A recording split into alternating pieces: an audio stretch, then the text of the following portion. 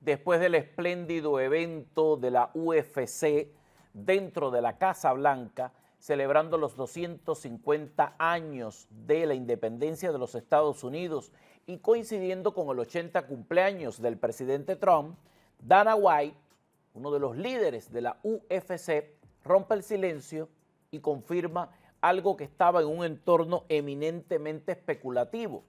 El presidente Trump le ha pedido repetir el evento en una base militar para que constituya un acto de disfrute para nuestras tropas. Esto fue lo que dijo. Evidencia. When you look at the ellipse and you see the amount of people that you've brought to Washington, D.C., do you feel like this is an event you can ever top, or do you just think, man, this is as good as it's going to get and we just have to write it into the history books? I mean, that's what I thought about the Sphere, and then here we are now. So I don't try to overthink that kind of stuff. It's just the Sphere happened, this happened, and you know, I'm always looking to go to great arenas with, you know, good technology and give fans that show up the best experience I possibly can. What was amazing with this event was you put together an event where people can't get into it, yet 60,000 people show up to the weigh-ins.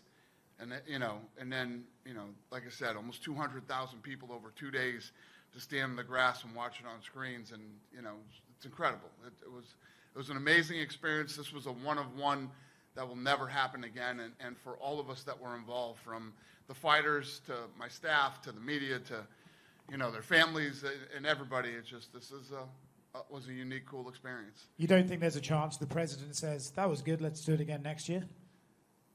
I can't afford it. There's no fucking way we can do this again. I'll never do the Sphere again, and we'll never do this again. Genial la descripción acerca de lo que estaría ocurriendo. Por cierto, el evento se vio asediado, hubo un intento de interferir, de sabotearlo.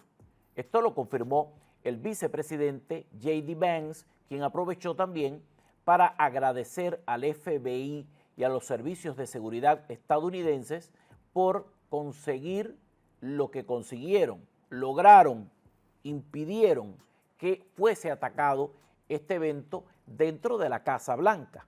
Aquí está el recordatorio por parte del vicepresidente J.D. Vance. Evidencia.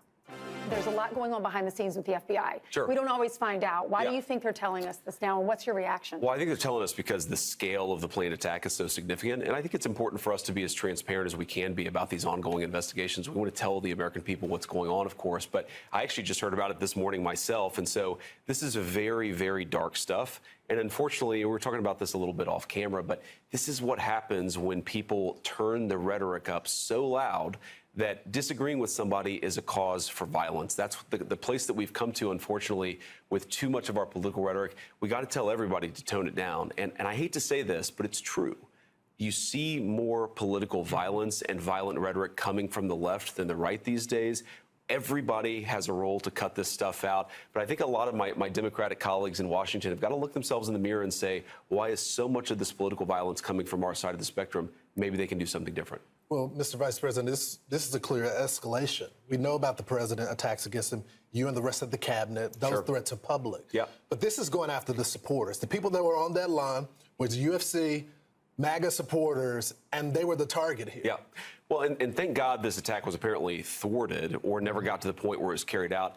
I mean, the event was so amazing, the sense of patriotism, the pride that everybody felt. It was a very fun evening. So this could have been a very terrible tragedy, but it goes to show why we have so much appreciation for the guys who keep us safe and for federal law enforcement, because these are the types of attacks that they're preventing every single day. As you guys know, they don't get the credit for the attacks they prevent. They only get the blame for the attacks that actually happen. And so I think it's important for us to recognize that for every bad incident, there were 100 bad guys who are trying to do something worse. And thank God we've got smart and good people protecting us.